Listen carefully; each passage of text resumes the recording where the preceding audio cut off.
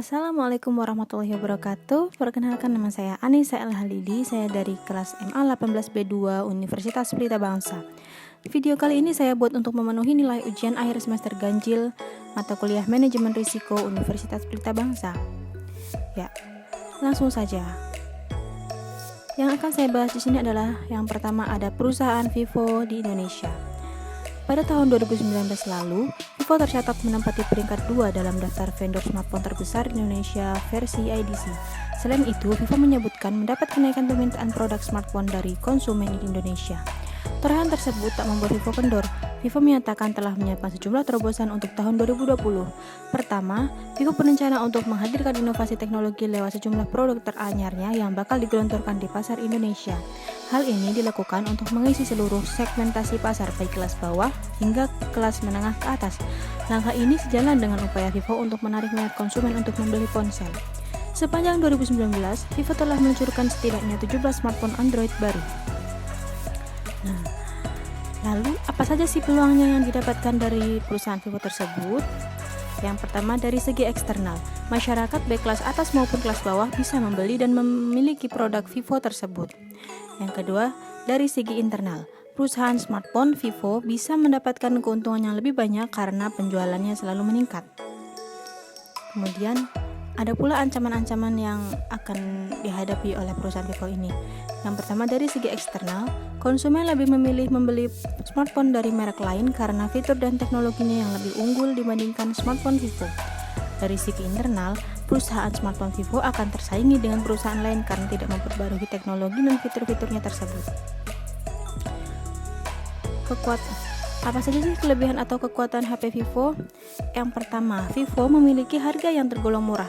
Nah, salah satu yang bisa diperhatikan dari produk Vivo tersebut adalah harganya yang hampir tidak pernah di atas Rp 5 juta rupiah.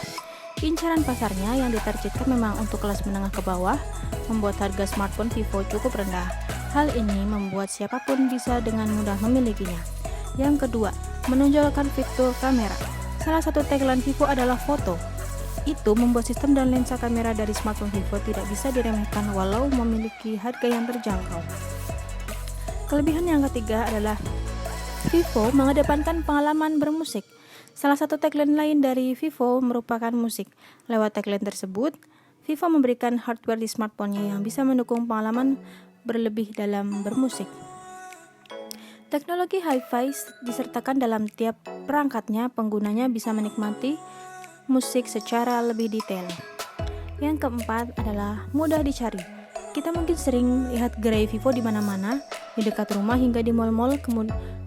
Kemudahan ini membuat kita tidak kebingungan mencari barang Vivo atau ketika ingin memperbaiki smartphone Vivo yang mengalami suatu kendala. Selanjutnya adalah Vivo inovatif dalam menghasilkan teknologi baru. Tidak hanya berdiam diri dan menunggu tren smartphone terbaru, Vivo selalu mencoba membuat trennya sendiri. Itu tampak dari proyeknya terdahulu bernama Vivo Apex yang tak pernah dijual. Lewat smartphone itu, Vivo mengenalkan pop-up kamera. Vivo juga mengenalkan teknologi under display fingerprint. Kemudian, kelebihannya selanjutnya adalah desain smartphone yang selalu menawan. Satu hal yang paling tampak dari smartphone Vivo yaitu selalu membuat orang ingin membelinya adalah masalah desain. Hingga sejauh ini, Vivo selalu menawarkan produk dengan desain yang menarik perhatian, membuat orang selalu penasaran dan menanyakan kehadiran Vivo. Kelebihan yang selanjutnya adalah semua smartphone-nya sekarang memiliki teknologi fast charging. Vivo menerapkan satu teknologi yang tidak dimiliki smartphone milik perusahaan lain bernama Dual Engine Fast Charging. Inovasi ini memungkinkan setiap smartphone-nya dapat diisi penuh dengan waktu singkat, sehingga sangat berguna bagi mereka yang sangat menghargai waktu. Kelebihan yang selanjutnya adalah variannya yang cukup banyak. Nah, bagi konsumen yang suka memilih-milih dan mempertimbangkan banyak hal, Vivo bisa menjadi produsen yang cocok. Varian produknya cukup banyak, mulai dari yang cocok untuk para gamer, mereka yang suka berfoto-foto, hingga hobi mendengarkan musik. Vivo memiliki semuanya dan produk-produk tersebut dimaksimalkan sedemikian rupa. Di balik kelebihan-kelebihan tersebut, ada pula kelemahan yang dimiliki HP Vivo ini. Yang pertama, build quality masih perlu improvement. Nah, meskipun HP Vivo memiliki desain yang menarik baik seri V maupun seri Y, banyak yang masih menggunakan bodi plastik. Hal ini kadang membuat HP Vivo terasa kurang kokoh. Tidak semuanya memang, tapi sebaiknya Vivo mulai juga memperhitungkan build quality ponsel yang mereka jual. Dengan build quality yang baik, tentu ini akan membuat HP Vivo memiliki nilai lebih. Nah, kekurangan yang kedua adalah Vantage OS yang mirip iOS.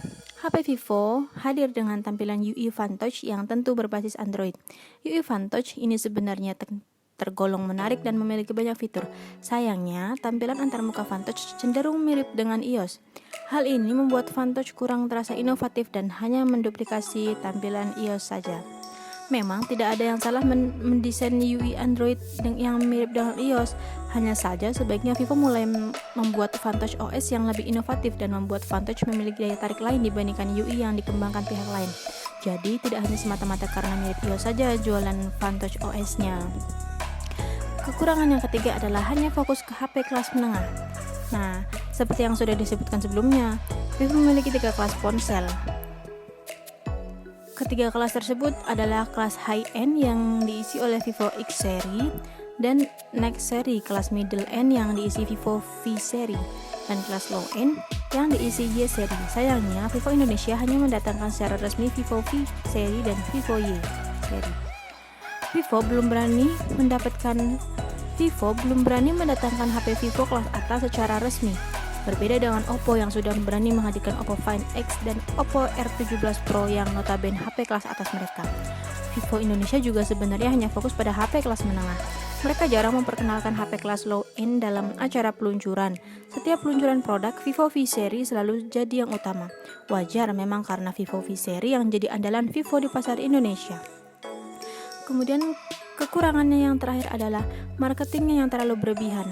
Vivo pernah mengadakan acara peluncuran produk Vivo V9 di Candi Borobudur yang ditayangkan di 12 stasiun televisi swasta nasional.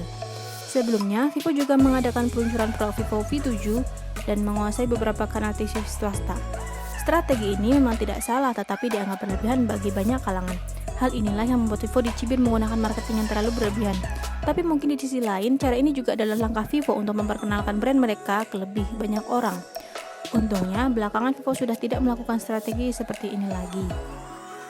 Kemudian, menuju kasus yang kedua adalah yang tentang pandemi COVID terhadap industri perhotelan dan pariwisata. Pandemi COVID-19 merupakan ancaman uncontrollable bagi industri perhotelan dan pariwisata. Dampaknya sangat signifikan. Jika Anda seorang manajer hotel, strategi apa yang Anda lakukan untuk mendapatkan peluang untuk mempertahankan dan meningkatkan pendapatan pada masa pandemi? Nah, yang pertama akan saya bahas adalah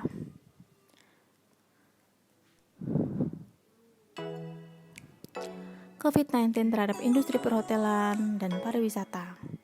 Nah, dengan dukungan pemerintah yang memasukkan perhotelan dalam sektor yang diizinkan tetap beroperasi selama PSBB, hotel-hotel terus beradaptasi untuk memberikan pelayanan terbaik bagi tamunya. Strategi yang dilakukan adalah dengan menerapkan protokol kesehatan secara ketat. Industri perhotelan kini siap menjamin kesehatan para tamu dan karyawannya. Tak hanya itu, hotel juga memberikan beragam promo diskon dan voucher untuk mengakomodasi tren staycation atau menginap di hotel sebagai ganti liburan. Kemudian, yang kedua, pandemi COVID-19 berdampak terhadap semua industri di Indonesia bahkan di dunia termasuk industri pariwisata.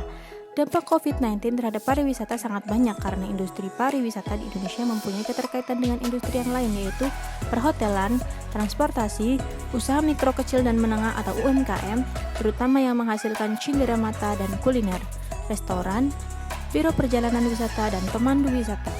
Nilai kerugian akibat COVID-19 tentu saja jika dinilai dengan rupiah secara nasional sangat besar. Namun kita hendaknya tidak hanya sebatas menghitung dan mengkaji dampaknya. Namun diperlukan langkah-langkah konkret dalam menyematkan industri yang menjadi tulang punggung banyak orang ini. Nah, dalam menyelamatkan industri pariwisata di Indonesia pasca COVID-19, diperlukan beberapa strategi. Menurut saya, di Indonesia dapat memakai beberapa strategi untuk mempertahankan pendapatan industri pariwisata dengan beberapa hal. Antara lain, pemerintah dengan kebijakan-kebijakannya dapat memberikan dukungan terhadap industri pariwisata di Indonesia, terutama dukungan finansial atau stimulus terhadap biaya operasional, membuat SOP mitigasi bencana pariwisata termasuk wabah COVID-19 dengan membuat protokol kesehatan terutama di era new normal, menguatkan informasi terhadap kebersihan dan kesehatan lingkungan destinasi, penguatan Destination Management Organization atau DMO, terutama terhadap pengelolaan desa wisata. Memperbaiki proses operasi pengelolaan destinasi pariwisata mulai dari mengelola informasi sampai dengan melakukan umpan balik dari para wisatawan.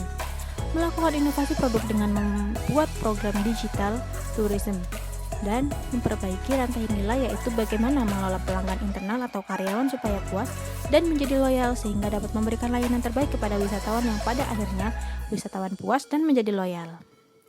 Kemudian kasus yang ketiga adalah kawasan industri di Jawa yang fokus pada teknologi dan padat karya. Nah, menurut saya sejauh ini kawasan industri di Jawa yang fokus pada teknologi dan padat karya merupakan peluang bagi karyawan di Indonesia.